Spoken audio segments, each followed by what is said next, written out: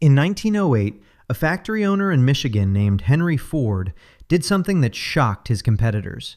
He cut his workers' hours. 6 days a week became 5. 10-hour days became 8. His competitors called him naive. Then they watched his productivity go up. His workers were making more per hour than they ever had. His factory was outperforming every comparable operation in the country.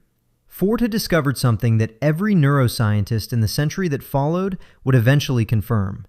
The human brain is not a machine. It does not perform better the longer you run it.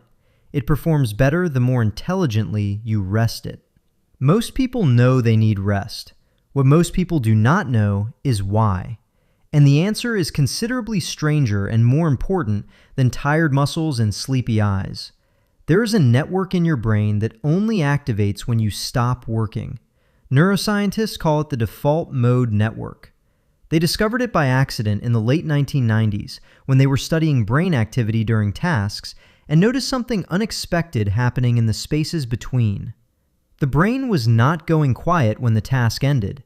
It was switching to a completely different mode of operation, a mode that turned out to be responsible for some of the most important things a human brain does: consolidating memories, processing emotions, generating creative connections between ideas that conscious, focused work never produces, rehearsing social situations, building the internal narrative that makes you feel like a coherent person rather than a collection of disconnected reactions. All of it happens in the default mode network. All of it requires you to stop. The word vacation comes from the Latin vacare, which means to be empty, to be free from. Your ancestors understood something that modern productivity culture has spent decades trying to argue you out of: that emptiness is not wasted space. It is where the important things get done. Your brain runs on glucose. Every decision you make, every problem you hold in your head, every piece of information you process draws from the same limited pool of cognitive resources. And unlike a machine, you cannot simply add more fuel and keep going. The resources deplete, attention narrows, decision quality drops, emotional regulation weakens.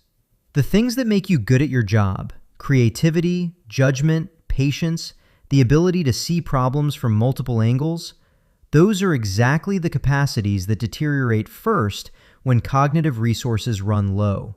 The dangerous part is that the depletion is invisible. You do not feel yourself getting worse at thinking. You just get worse at thinking. And the last thing depleted cognition can accurately assess is its own depletion. In 2012, researchers at the University of Illinois found that sustained attention on a single task without breaks produces something called vigilance decrement. Performance drops steadily and measurably over time. Not because the person is lazy or distracted, because the brain literally cannot maintain the same level of focused attention indefinitely. It is not a character flaw. It is a design specification. The same researchers found that brief mental breaks, not coffee, not a different task, actual mental disengagement, reset the attention system almost completely. The brain that comes back from genuine rest performs measurably better than the brain that pushed through, every time. The vacation is the extreme version of this. What happens to the brain over days and weeks away from the demands of work is qualitatively different from what happens during a coffee break. The default mode network gets extended time to operate. Memories from months of accumulated experience get consolidated and integrated.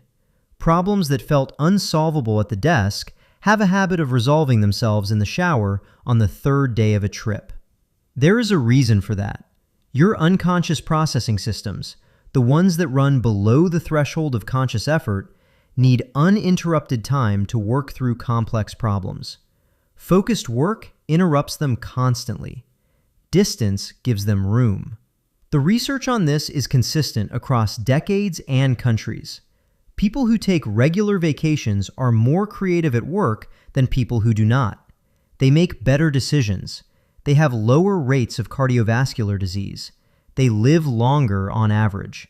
In a study that followed 12,000 men at high risk for heart disease over 9 years, those who took annual vacations were 37% less likely to die during the study period.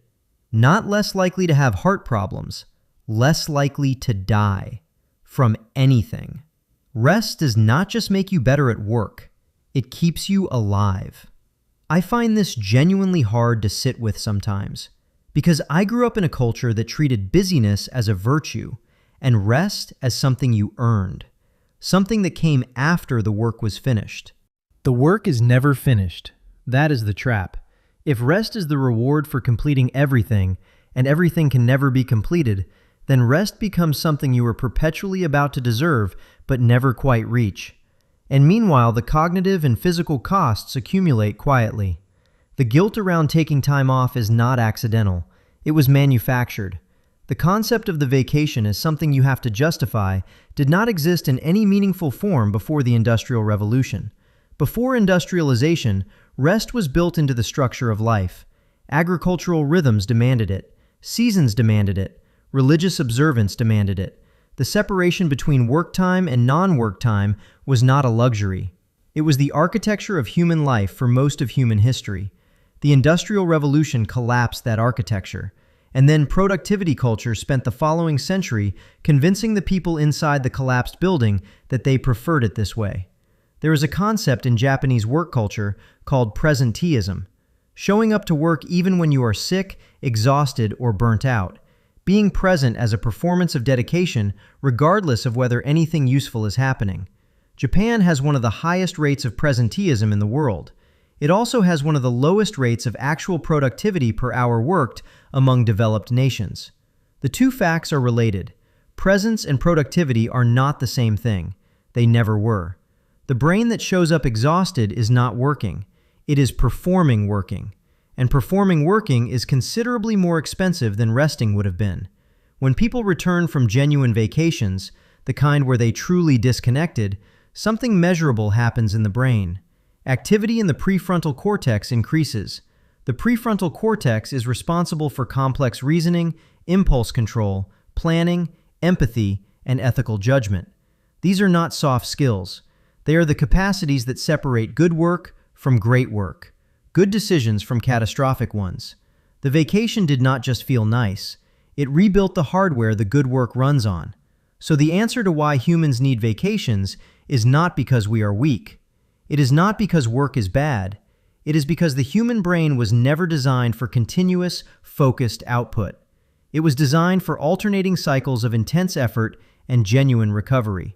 That is what Henry Ford figured out in 1908 by watching his factory floor. That is what neuroscientists confirmed by watching brain scans a century later. The brain needs the emptiness. It needs the Vacare, the free from, not as a reward, not as a luxury, as the condition that makes everything else possible. The most productive thing you can do today might be to stop and mean it.